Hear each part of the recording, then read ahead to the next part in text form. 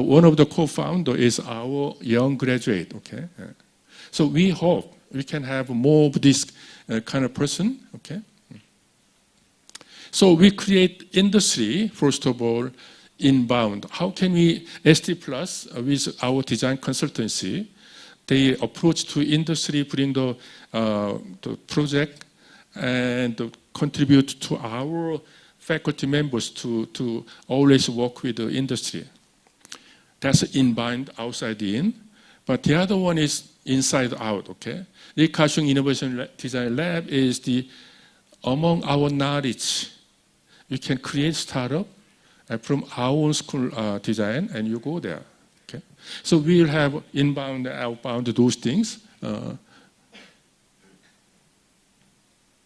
So they work them close together. So you remember that how we can connect with the education. So education in final year, they have integrated capstone. And then we have incubating program. They select the good one, interesting one. And they incubating training for good successful. And we hope that we can have a good startup, okay? That's what our plan. So what? I think today, so we have been working for bring all the people from around the world. There's no free lunch, okay? So I want to really know that what is the next chapter of service design, okay? Service design has been here decades, right? But what is the next chapter of service design among, in front of those confronting paradigm, okay? How can service design be sustainable? Will be 20 years, 30 years later still service design sustainable? What is implication of AI to service design? Okay, new techs coming in. Okay, what does service industry want for academia to teach about service design? Today we have panels from those people who are working in industry and also academia together. What do you want me to teach? Okay. What do you expect of new talent? Okay. Also, we have service design, social design, two programs. Although they are quite similar, but they are different. Okay. What are the differences? Okay. So those things today, one day, I hope that we can at least some kind of clue about those questions. So finally, I think whenever you have big changes, people has registered, right? Oh no, it's my innocence lost, okay? But that lost require attention, not refusal, denial, okay? Thank you again for coming all together. Thank you.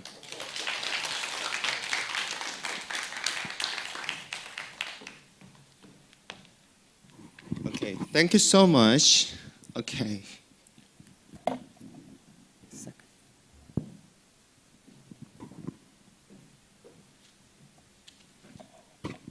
Okay, thank you so much. Time is just so fast. Actually, my mission is just prepare how and why service design, what kind of thing for this year. So my name is Jade Park from PolyU. And then, okay, this year's theme, exploring diverse facets of service design, socio-technical, case and narrative. So this year, based on KP's leadership, we try to understand what service design is. This is the thing actually design. So what is the meaning of design, expanding of design? So there is how we can make kind of position of service design. Some people, service design as mindset or attitude. Some people, oh, service design is some kind of business process or design process, new way of design process. Or some people, oh, this is kind of cross-cultural or disciplinary language as a service design. Or the other people, service design a certain direction of methodology, how we can change organization and government way of thinking or individual people. So this is the thing, actually, so this is this kind of summary. That's why industry, how they can apply. Long time ago, they just recognize terminology. This is a service design. Okay, let's apply. So there are trial and errors. So now I think we are here. So we know service design in general. and then some methodology. But we don't know how we can make kind of future direction of service design. Like KP mentioned, and this is service design laws and rules and principle, how we can make a certain direction. So this is the thing, a kind of technology and the new possibility, how we can try to expand as a design meaning. So this is based on the importance of industry, their development. So service design research team at PolyU, we try to understand how much they release academia. So around 4,000 paper they already recognized and then use the terminology of service design. Then interdisciplinary study, around 300. They used service design with this scope around 23 years. But in actually, service design, in the pure service design research in top-tier journal, we collected 45. And then what kind of actual topics and meanings of service design they apply, they use. So this is academic researchers, their understanding on service design. So this is a summary. So what kind of topic, what kind of thing they try to develop. So today, maybe many 7 speakers, they try to touch some part of this kind of summary. So this year's the theme we prepare, exploring diverse facets of service design. That's why socio-technical cases in narrative. 7 presenters, they try to look at how. So under Cappy's leadership, Benny and I, we try to summarize which people can share. So this is a search committee around from summer. So we try to discover which person is top priority person to share their cases and narrative, so researcher in academia. So we invited 4 professors from academia and then 3 people from industry. Second criteria, actually, we wanted to invite more diverse cases, social cases, industry cases, some cultural cases. That's why here today. So Jeremy Alexis from United States, so he will share how service design meet with business. And second, Daniela Sanghiola from Milano. So actually the reason why she was top priority to invite, because when I look at Google Scholar, and her name is top. So she is top researcher in service design. That's why we contact Professor Daniela. And then Jungju Lee, and actually I heard about many things about Singapore and how service design can invite government and the multiple levels of unit of knowledge. So Singapore, I think, are kind of similar like Hong Kong, but different. So I guess we will learn something more. And the Professor Sin, I learned a lot, like kind of how he can mainland and then service design concept spread out, some kind of certificate, some kind of standard guideline. That's why we invite Professor Sin. This is professors from academia. So considering themes and methodology and application context, how they can develop. And then later, industry part, as I told you, everybody might have some kind of fantasy about Japan culture. So, when I think about Japan, 70 years of history in service design and design itself, they develop, they transform a lot. This is GK design. So I contact Ichiro Shibata-san, and then he will share the story of Japan, how they can develop. Japan, service is good. And then what is the service design? So he will share his story about service design. And then Lion Lee. Everybody knows this company, Ping Pong, Baby Shark. Can I try? This company actually developed. So when I think about South Korea, entertainment, culture, of course, most people like kind of K-pop and K-drama, but K-contents and media. So here we share Korean example and case and narrative, how transform business, and then what the meaning of service design and content, what is their future dilemma, how they can overcome their current kind of challenging point. This will be kind of the reason why we invited Ryan Lee. And mainly on Hong Kong. See, this is US, Europe, Singapore, mainland, Japan, South Korea. Oh, we are in Hong Kong. So when I think about Hong Kong, what kind of industry is the most popular?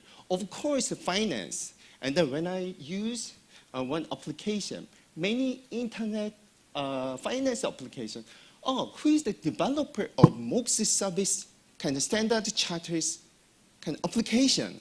Then we tried to invite Mei Mei Ong. She was director, service design, and developed this program. So this is the reason why we try to make kind of diversify what service design is. Also try to understand how service design has a certain impact, many multiple ways of diversify cases narrative. Okay, so this is the thing I introduced. Today is the reason why how we can make a kind of 7 speakers. 4 people from academia, 3 people from industry. Okay, so this is starting time. So Professor Jeremy Alexis from United States, first speaker. Of course, I just briefly look at his ideas. Slightly difficult. Slightly difficult. Why? He will share the story, okay, decision-making in service design, improving the speed and quality of our decision-making for service design. So the topic is very specific. So please learn a lot, and then later part, it's more interesting, but his talk, of course, I 100%, more than 100% make sure he will inspire you a lot. So,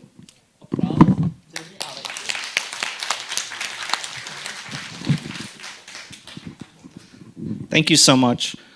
What an amazing conference you set up. This is fantastic. Usually when I speak at conferences, I try to leave right after my own talk, but I'm going to stay for this whole one today because this is so fantastic.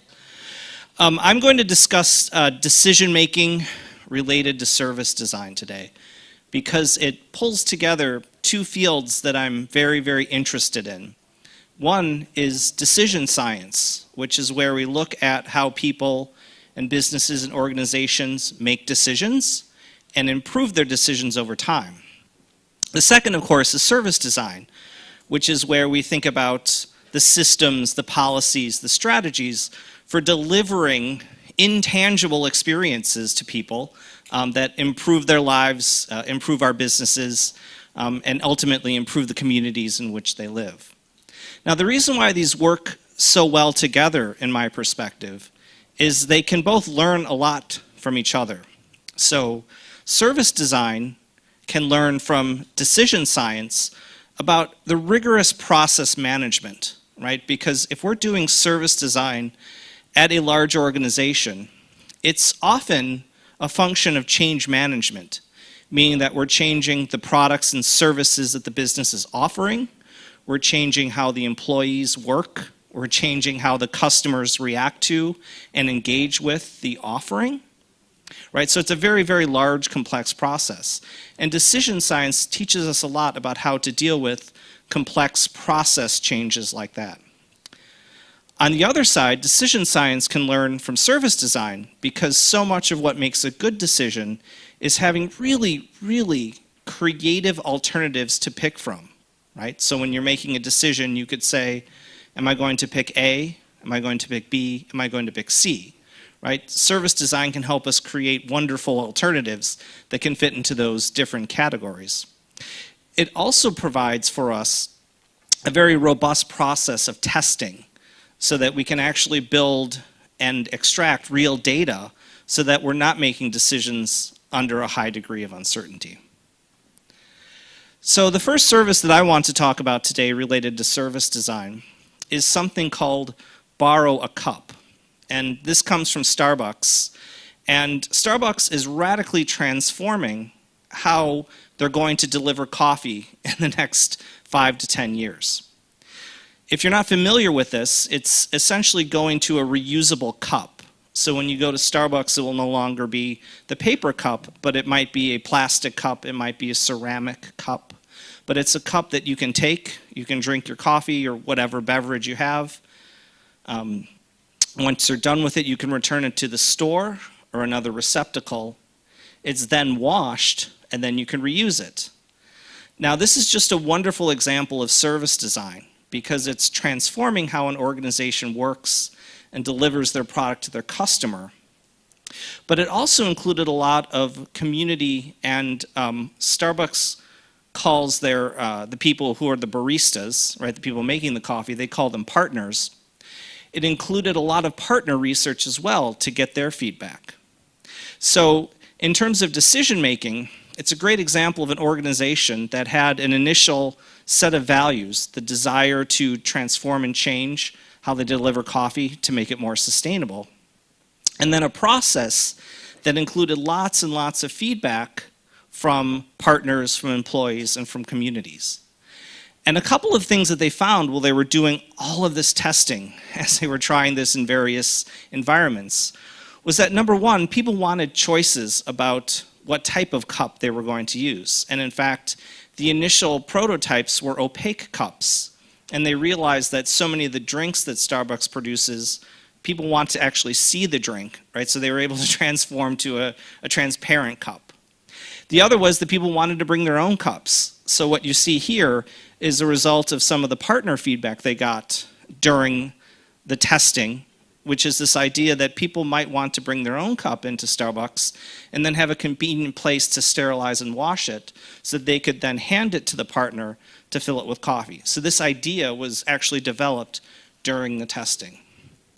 And then finally, they realized that in order for this to be successful, that you have to be able to drop a cup in places other than Starbucks. So they're starting to think about different places where you can drop your cup off. And at Arizona State University, in the state of Arizona in the US, they have a large pilot going on, which is focused on understanding where on campus people will want to drop their